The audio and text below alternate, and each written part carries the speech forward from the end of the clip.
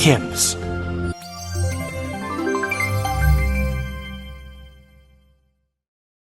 Welcome everybody to our August webinar, OCR Tips, Better Scans, Batch Scanning, File Types, and more.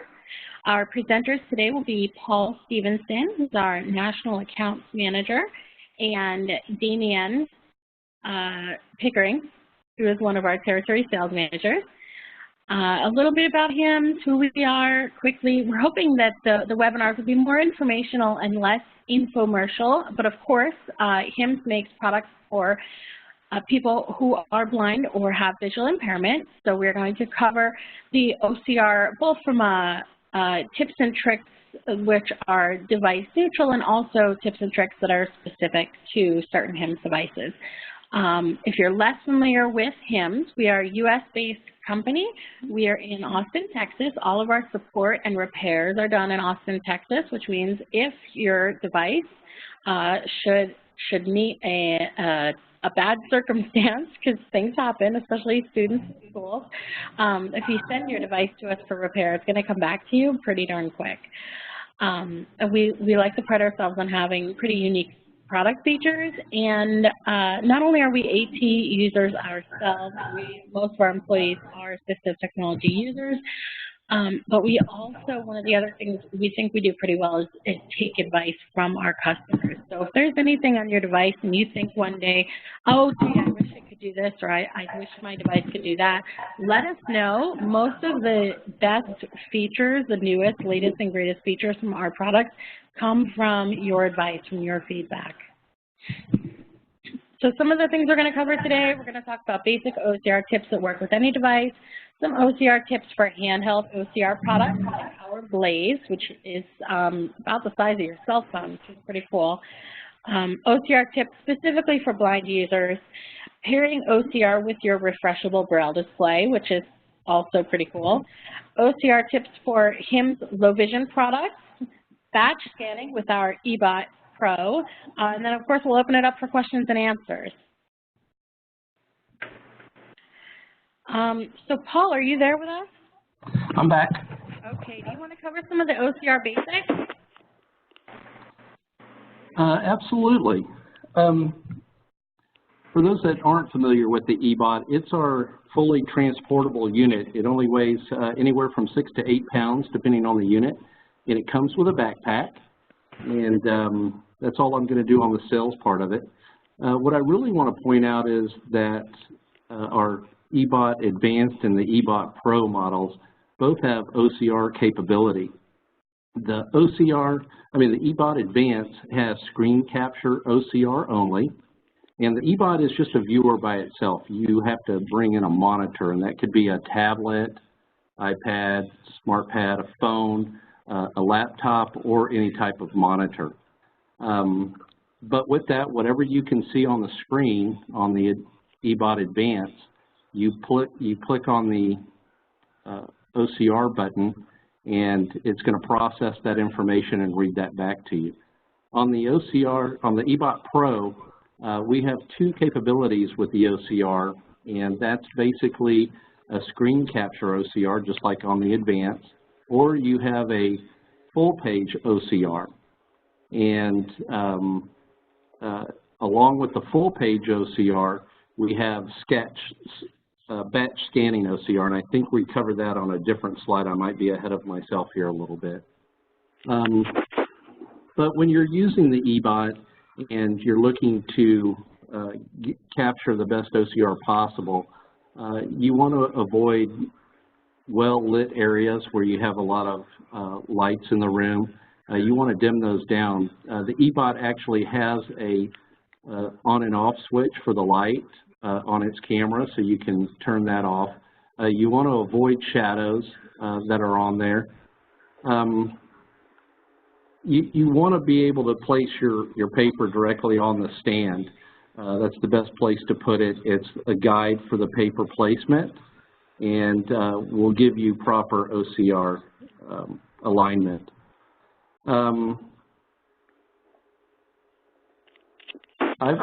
I'm not too sure what else I can really say about the eBot and OCR Basics, other than it's very simple to do.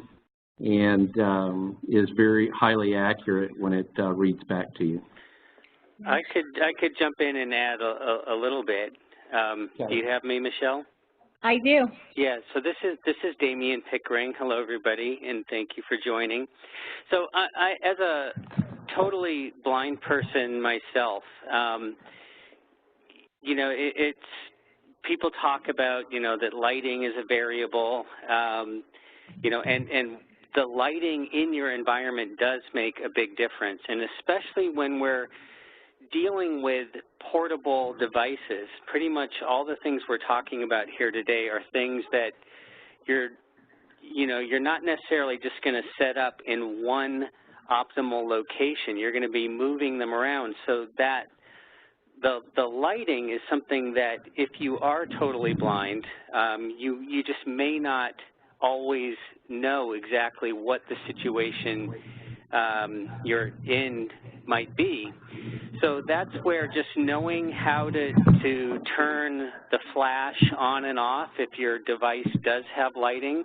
So like Paul mentioned, there is a switch on our eBot, and if you have voice guidance turned on, it'll say, you know, light on, light off. Similarly with the Blaze product that I'll talk about in a little bit, there is a flash that you can turn on and off. But again, you know, that's just one variable. So if you're not getting a good result, you can try, you know, changing the lighting on the device itself.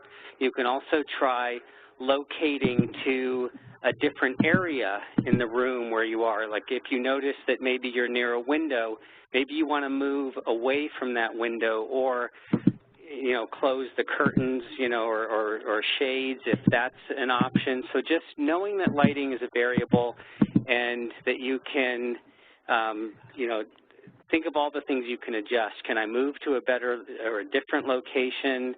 Can I adjust the control of the device itself?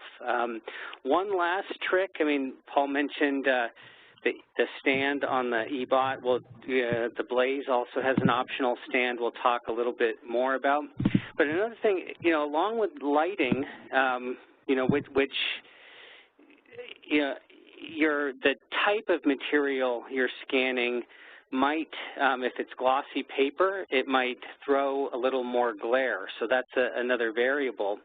Contrast can make a difference, and a little trick that I picked up, I believe this was from Judy Dixon, for those of you who know her.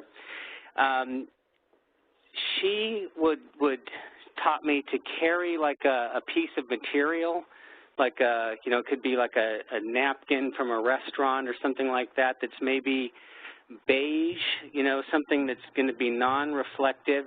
And when you lay your document down, you know, on top of that, you're going to make sure that you get, you know, good contrast, because again, as a blind person, I don't always know, am I putting my, you know, my white piece of paper down on a white table so that the camera, you know, may not get the best sort of contrast to help define the document area.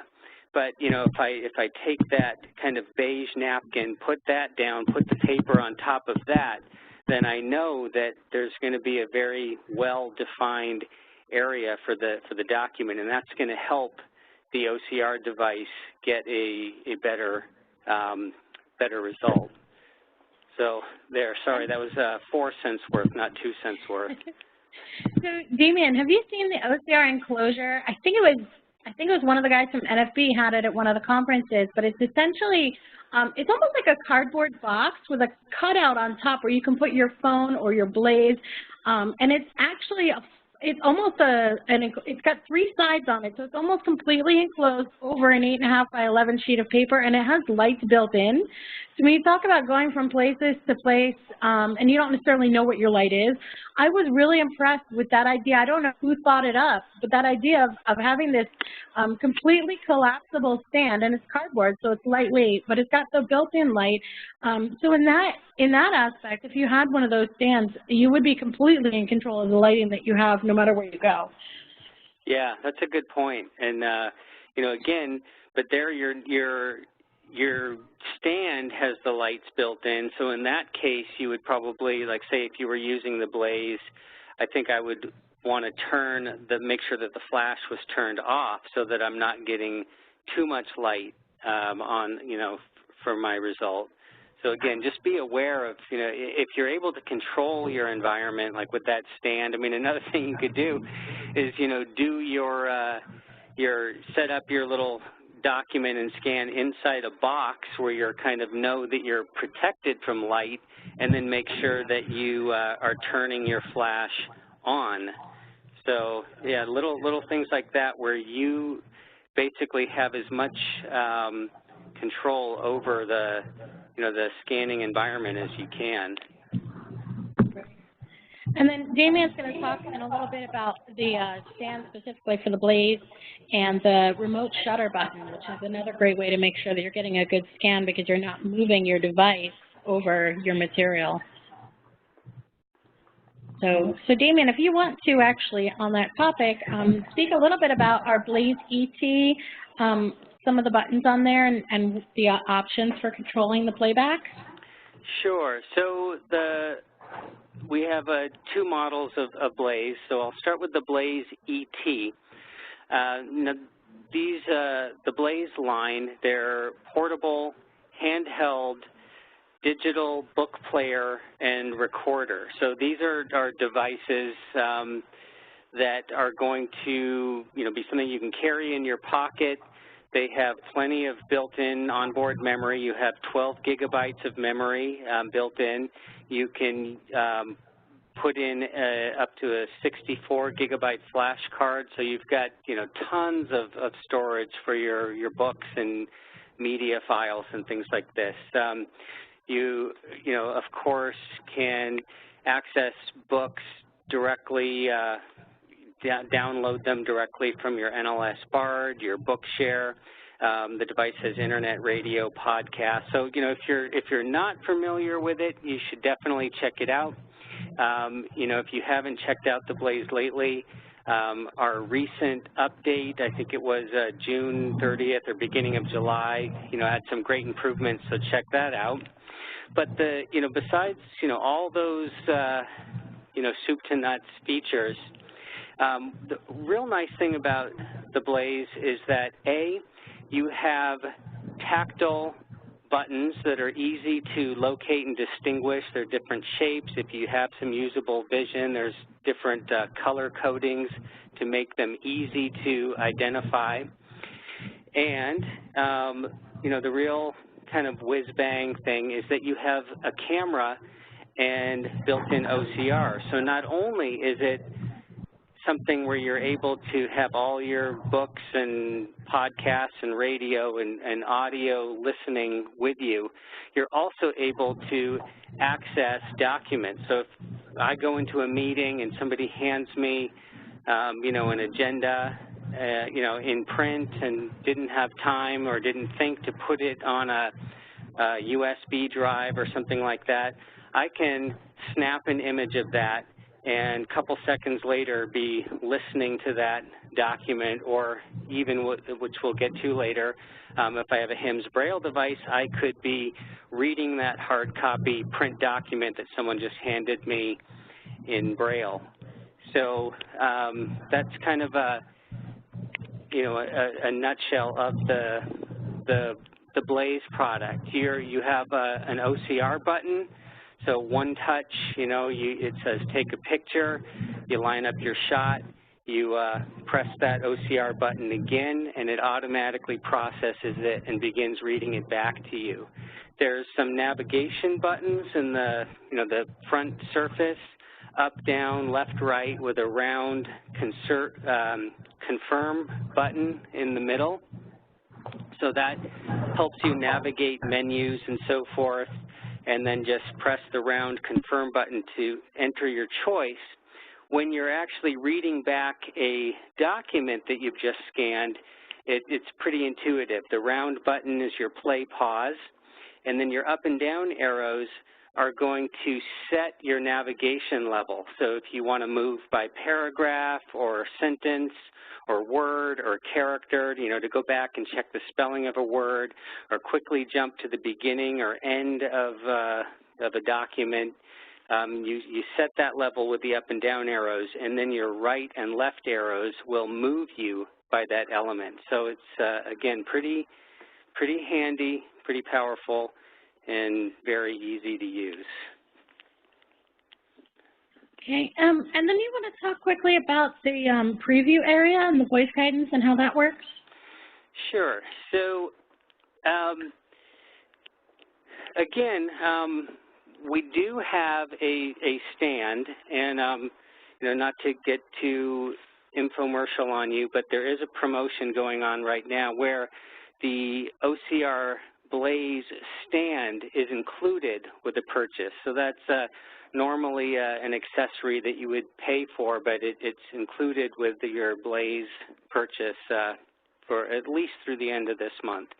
And so the stand, you know, it's something that's easy to assemble, and you know what it does is you place the Blaze on that stand, and then you know that when you line up your paper underneath, that your shot is going to be optimally located. So you're at the right height. You know, everything is good. So you know that's great. You know, to teach yourself how to use the Blaze, especially if you're doing batch scanning, which is where it's not just a single page that you maybe just want to identify what is this, you know, sorting through your mail, but it's maybe a long article, 20 pages, or you're scanning a book, something that you want to keep, you want to maybe scan now and then read later when you're commuting somewhere. A stand is much better because you don't have to keep finding the optimal way to line up your shot. Now, the Blaze, you don't need to use that stand. And in fact, you know, once you kind of have an idea that, you know, holding your Blaze 12 to 16 inches above the paper, sort of, you know, in the center, that you're going to get your best result if you have your paper in landscape orientation. I find you get really good results, you know, without the stand. So for just one or two pieces of paper, if I'm out and about, that works pretty well. So the kind of trick we give is put the paper in between your elbows, hold the Blaze up kind of centered, maybe about nose height, and try, you know, doing your shot like that. That works pretty well. But we've kind of taken it another step further in this recent Blaze update that I talked about in early July.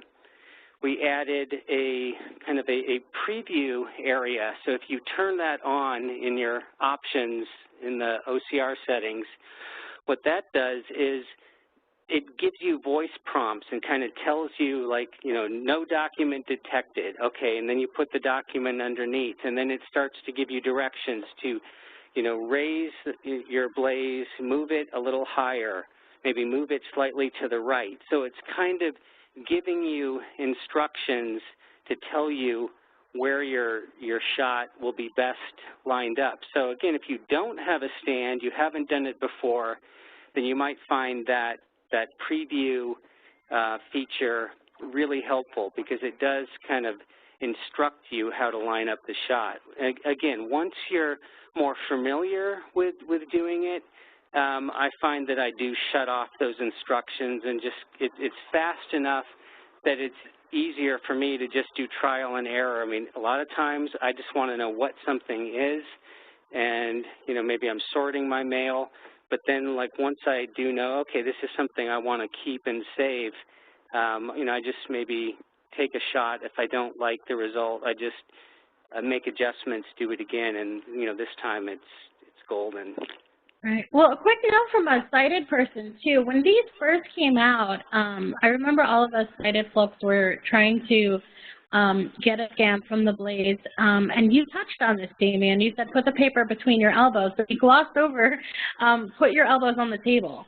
And yeah. that was one thing I saw. The folks who are blind kind of do that intuitively. No one had to tell them to do that, but all of us who were sighted in the room trying to figure out how to do this, it took a while, and we had to kind of observe our blind colleagues doing it their way. But if you put your elbows on the table, you're going to be about the right height, your paper is going to be about in the right spot, and I mean, unless you've got really horrible lighting, you're going to get a pretty good scan.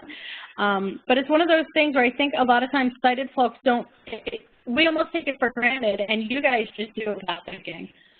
So. Well, also our parents, you know, always told us, you know, don't put your elbows on the table. Yeah. So maybe it's a little, you know, counterintuitive or going against the grain. Yeah. And do you want to talk quickly about the Blaze EZ and how that's a little different?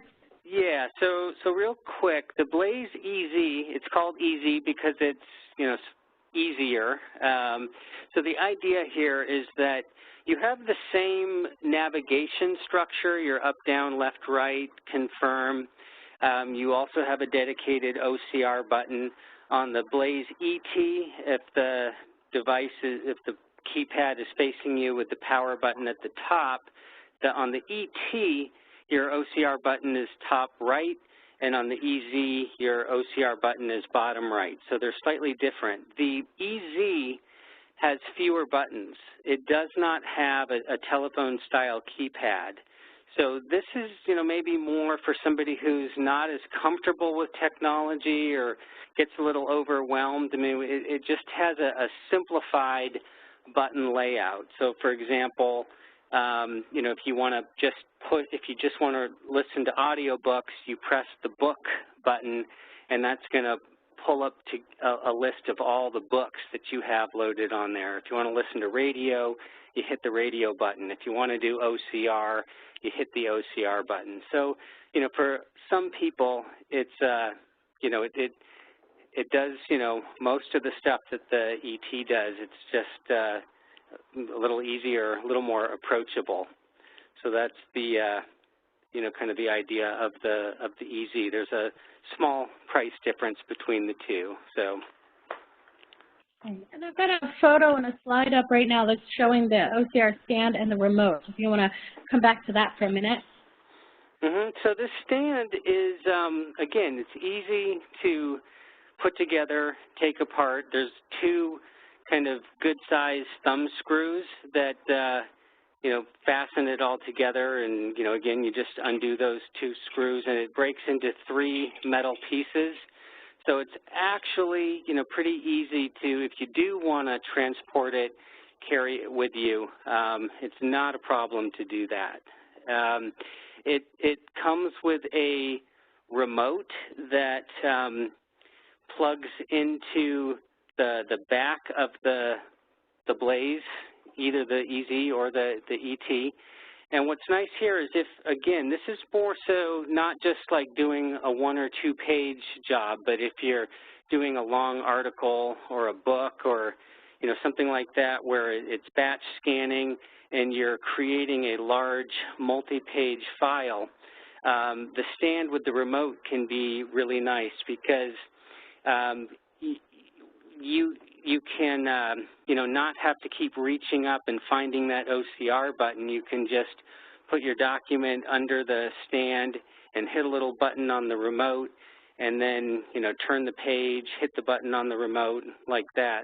And so one final thing about the batch scanning, here you also have choices. You can set it up in your options menu to what they call remote, which means it'll take the picture every time you click the button, or you can set it up that, you know, it'll take a shot every, you know, 5 seconds, 6 seconds, 7, 8, 9 seconds. I mean, you set the interval that it takes the picture. So if you figure you can, you know, flip a page, you know, every couple of seconds, you maybe go with that you know, automatic feature. But a lot of people just like to, you know, set it on remote and then use the remote control to hit that button every time they're ready. So it's really, you know, again, evolved quite a bit. And I'll just throw this little plug in there. All HIMSS products,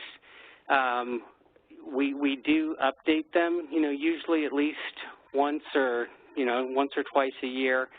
And, you know, once you've made the initial investment, we don't charge you for those updates. So the thought is that all these products are going to continue to improve and add new features and things like that. And so this batch scanning and field of view report preview, where it gives you directions to help you line up the shot, those were improvements that weren't there when it was first introduced, but they're just great examples of how we've taken user feedback and improved the products. So just wanted to toss that in there. Any other thing about the stand that I'm leaving out? No, that's it for the stand. And I've got a photo up right now of the Blaze ET and the Smart Beetle Braille Display. Do you want to talk real fast about how to pair those two and what it means? Well, yeah. So this is a very powerful thing because, again, let's say I'm in a meeting and you hand me that last-minute agenda and I do the OCR. Well, you know, maybe I don't want to put my headphones in to listen to that, you know, because I want to hear what's going on around me, but I also don't want to, you know, disturb the other people with my Blaze talking. So here's, you know, a great place where having the information in Braille is great, and the Blaze ET has built-in Bluetooth, so we're able to pair with our HIMSS Braille displays. So the Smart Beetle, Ultra Portable 14-cell, any of our U2 models, or even the Braille Edge 40-cell model. So, you know, you can kind of do, if you're used to pairing devices via Bluetooth, you know that you would go through the menu and you'd find Bluetooth and it'll search for devices and you can, you know, pick one from the list, and you know, that's maybe a great way to do it if you're at a place where there's a bunch of different types of devices, like a conference or something. That's the way you would want to do it.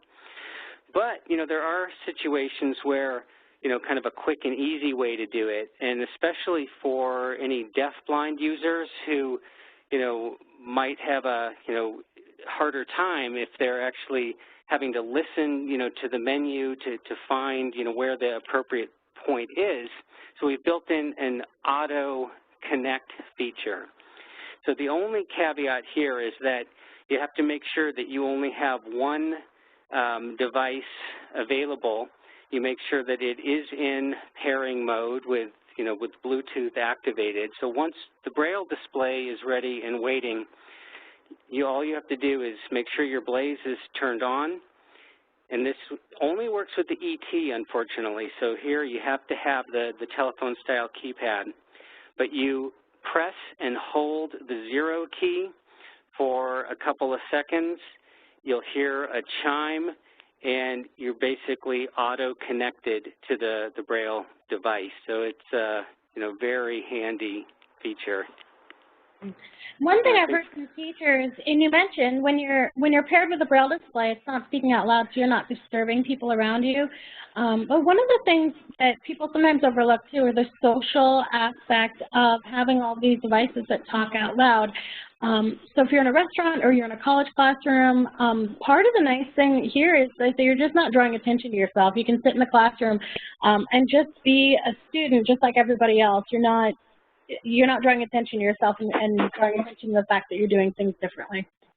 Yeah, and with the Blaze, you know, even when you are taking a picture with your, you know, of a document, say you're in a restaurant or something, I mean, it basically looks like a cell phone, and, you know, people are always taking little pictures of their cell phones and taking pictures of their food and whatever, so you're still not going to, you know, stand out or look unusual, you know, using the Blaze in public. Right. Great point. Great. Thank you, Damon. If anyone has any questions, type them in the window and we'll cover them when we get to the Q&A section. Paul, are you there? Do you want to take over and talk a little bit about the OCR with the eBot? Sure. Like I mentioned in the very beginning, our eBot there in the picture is a fully transportable unit. It's only between 6 and 8 pounds, and we have 3 different models: our Basic, our Advanced, and our Pro. I'll just focus on the Pro right now. It is our fully automatic motorized camera. All these devices connect wirelessly to an iPad, and we have a built-in wireless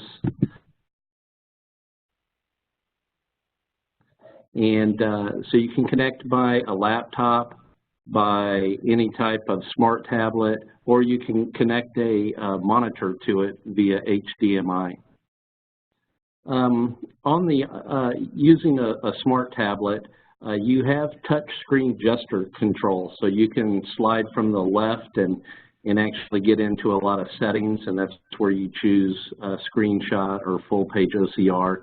And then when you slide from the right to the left, you get into the OCR options that allow you to go for full page OCR or the batch scan OCR. So it's very intuitive. It's very, very easy to use. It's very friendly. It works great in the classroom or in the work environment. It's a small footprint, doesn't take up a lot of room, and a lot of kids find it a preference because of the iPad or smart tablet they can hold in their on their desk. You can actually put the eBot anywhere in the classroom or in a work environment. There is a SD card in the eBot Pro that you're able to save your document images and text-to-speech those later. So it's something you can actually take advantage of and capture those and re-listen to them later. It also has a built-in earplug, so if you don't want to disturb anybody around you, you can actually just plug in your earbuds and listen to it to yourself. There's one other device that we have here, and I don't think we have a slide for it. It's our GoVision 24-inch transportable unit. It also has a built-in OCR. This device is for people with low vision, obviously. It has the ability to do self mode, near mode, and distant viewing. And it has OCR capability. It's not quite full page yet, but if you turn the page to a landscape or turn your page 90 degrees, you can almost capture about 90% of what's on the page.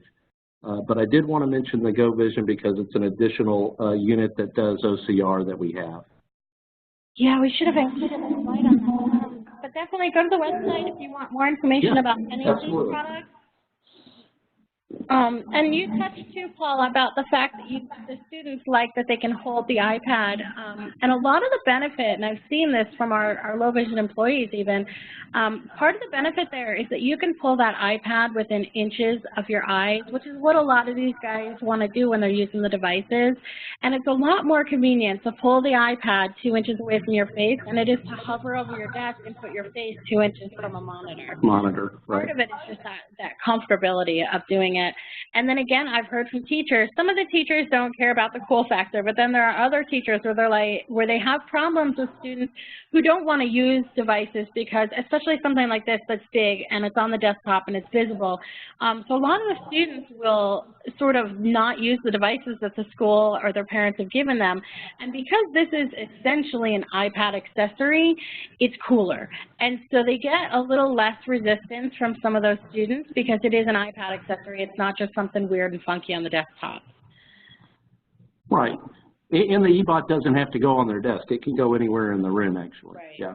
Right, but that's a big part of the high school experience, and I've heard people with stories as well about even with the video magnifiers, where the kids in the class get the video magnifiers, and then the teachers are a little frustrated because the students are looking at each other's hair and all around the room, but then it kind of depends on what school of thought you're from, because other teachers say, well, that's great, that's part of the high school experience, they should be doing that.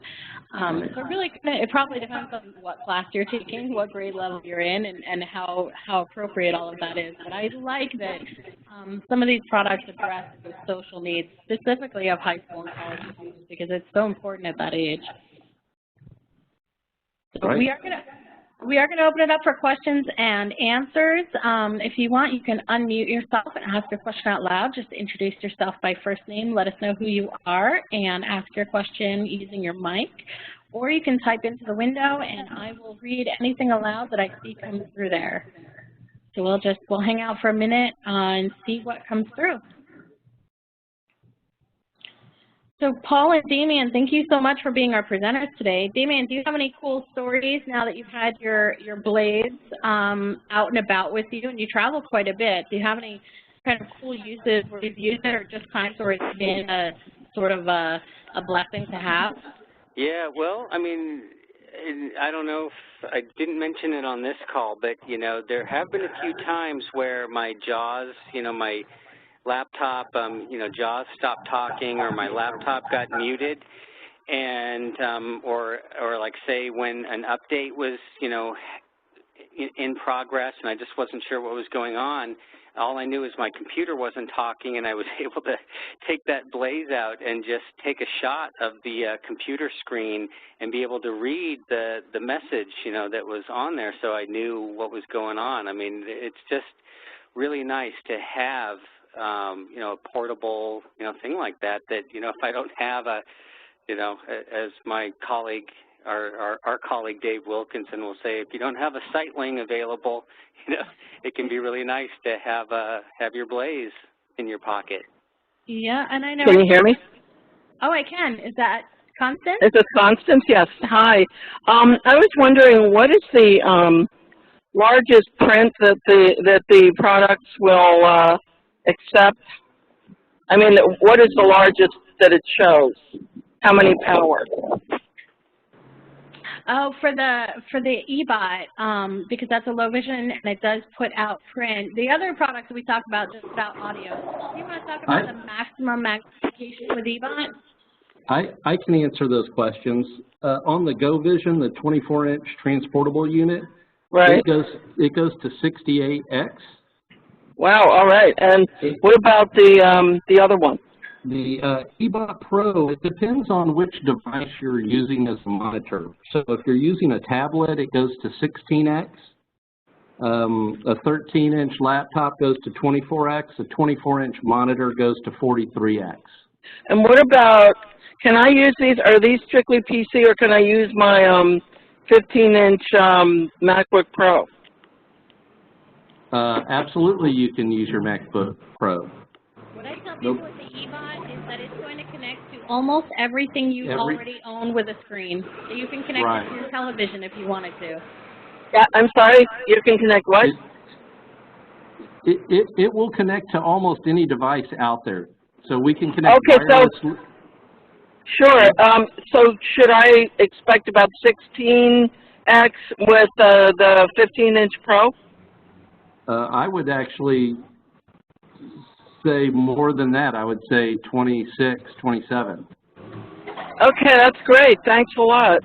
Sure. If it's one of the new Pros that has the Retina screen, the quality of the image on that screen is going to help quite a bit as well. Yeah, on the iPad Pro? Right. Yeah, and the MacBook Pro, right. Yeah, they have, the one I have has the Retina. Yeah, that makes a big difference. Even just a regular resolution without magnifying, it makes a huge difference in the clarity of the image. All right. Well, thank you, Constance. Thank you. We have a question from the chat window. Can you read a fast food menu with the Blaze? Damian, do you want to take that one? So, I mean, yes, you can. Now, exactly what kind of a result you're going to get may vary. So, you know, menus have, you know, again, it's we don't know what font it's going to be. I may have lost my audio.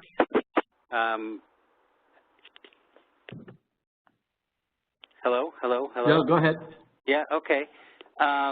So maybe we're losing our webinar guru here, but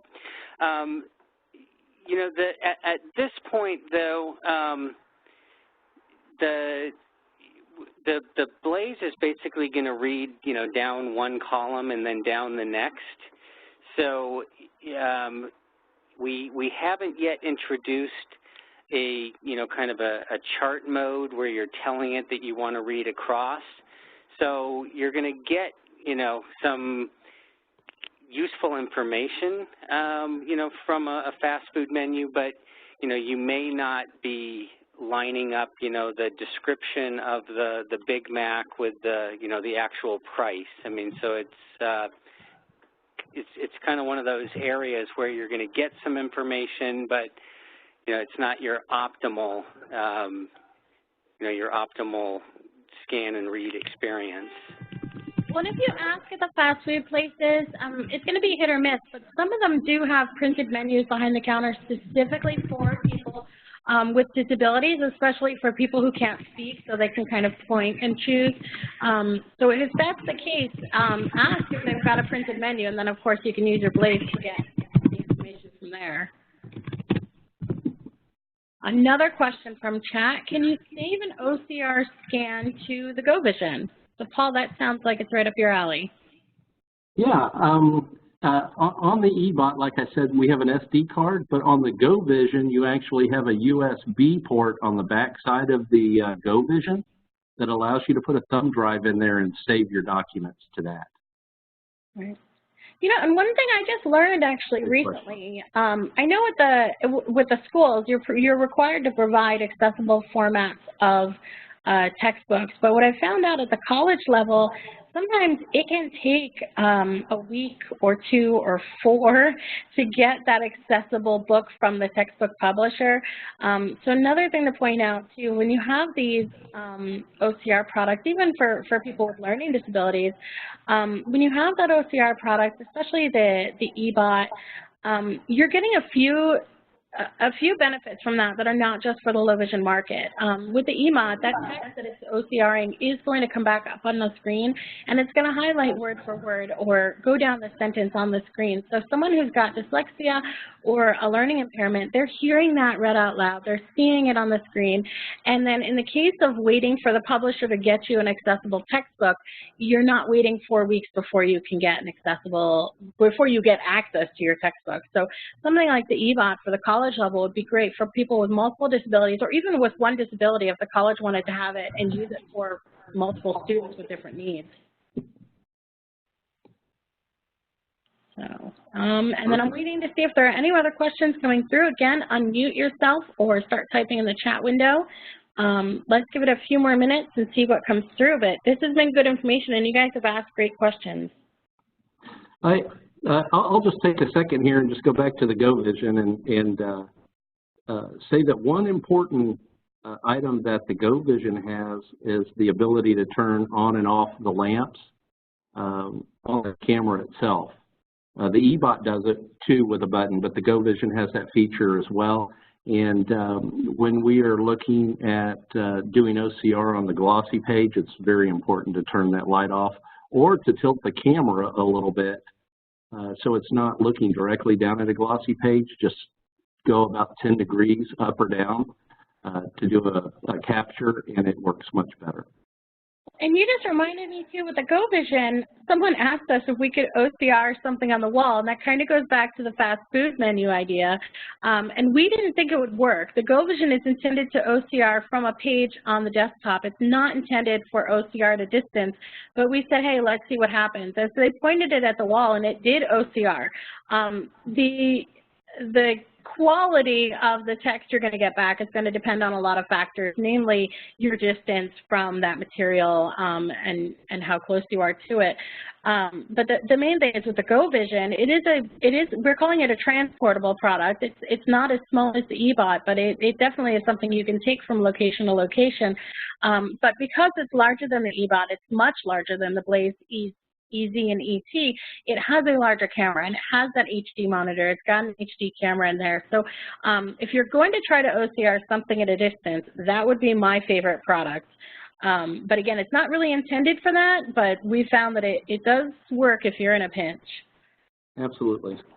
And we have a lot of new products coming, and as Damien said, I just want to reiterate it because I think it's so important, is that all our firmware upgrades are at no cost to our customers, and that we are continuing to improve the product. OCR Tips Better scans, batch scanning, file types, and more. Hello. No selection. Hi. You are currently on. Hi. I was just wondering if the Blaze ET can do full pages, or if it has to be set at a certain setting to be able to do that. No, it does. It does full page. So, you know, the best result I find if you put the page in landscape mode. So Right. yeah, you'll get a full page. Is there any possibility that in future we could have a Blaze ET with a small display at the bottom, a small Braille display at the bottom? I don't know. I mean, that would be an entirely new product because you're talking hardware. But right now we're kind of going down the path of our Blaze working in conjunction with our Braille products, and we'll kind of see how that goes. But yeah, that's no problem because that's no problem because I'm used to pairing stuff. Right. But we definitely keep tabs of requests and new ideas, so we'll pass that one on to our development team and keep it as a future consideration. I guess the reason I ask that is because there are some companies that in the next couple of years are going to be producing cheaper displays, and new materials are coming out for displays. So I'm thinking maybe your company wouldn't have to spend as much researching and developing. Right. I think to put a Braille display on the current iteration of the Blaze ET wouldn't be as helpful. It's just based on the size. I think right, sure. You'd only get probably 6 or 8 Braille cells at a time. So yeah, that wouldn't be right. Right. But I appreciate this info. Yeah. Yeah, well, and we send all these comments to our development team, and like I said, that's where most of our new improvements, new features come from. Like that. Whoa, a lot of feedback on that one. Okay, so I have another question in the chat window here. Well, it's a comment more. April says, I have a Blaze ET, and I hope someday I can navigate it by Braille displays. So, Damien, the Braille display pairing, we are doing that now, with the HIMS Braille products. So just make sure that you've updated your Blaze to the latest firmware. And if you have a HIMS Braille product, you will be able to do that.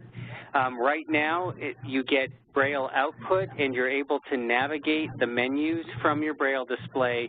The next thing that we're working on implementing is being able to input text from your Braille display. So it's definitely something that is happening now, and you're going to see more of that going forward. All right. So, April, if you do have a HIMS Braille display, give us a call at 888-520-4467, and our tech support guys can walk you right through how to pair that and how to navigate your Braille from your Braille display. So, it's pretty quiet out there. Are you able to pair the, can you pair the Blaze ET with either the Mini Seika or the Braille Pen? It's only HIMS Braille displays at this time. We may do that, work with other Braille displays down the road, but, this is something where we control our own destiny. We have access to our own developers, and we don't need to get permission or cooperation from any of the other companies. So it's not that we have decided not to, it's just that we're starting with HIMS. Dan, yeah, thank you. Another great question. April says, yeah, she has a different brand of Braille display. So maybe in the future, like Damien said, it was just easier and faster to make it work with our displays. And obviously it takes a little bit more work to work with different companies.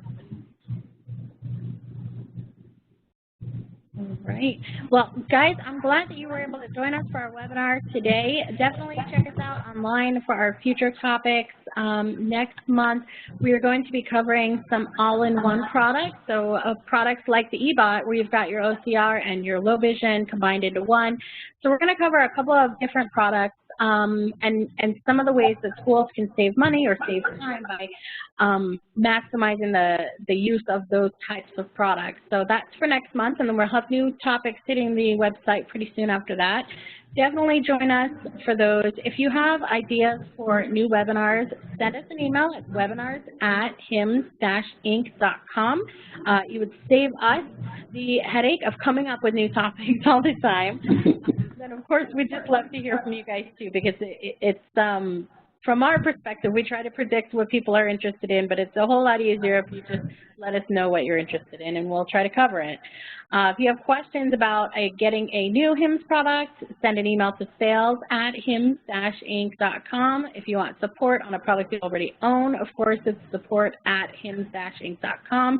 Or if you just want to call us up and shoot the breeze or talk to us on the phone, give us a call, 888-520-4467. So, Damien, do you have any parting words before we close it out?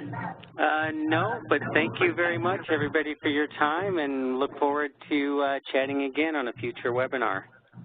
Thanks, Damien. And Paul? Nope, I'd say thank you, too. Thank you for your time. Well, thanks, everyone, for joining us, and have a great rest of your week. HIMSS.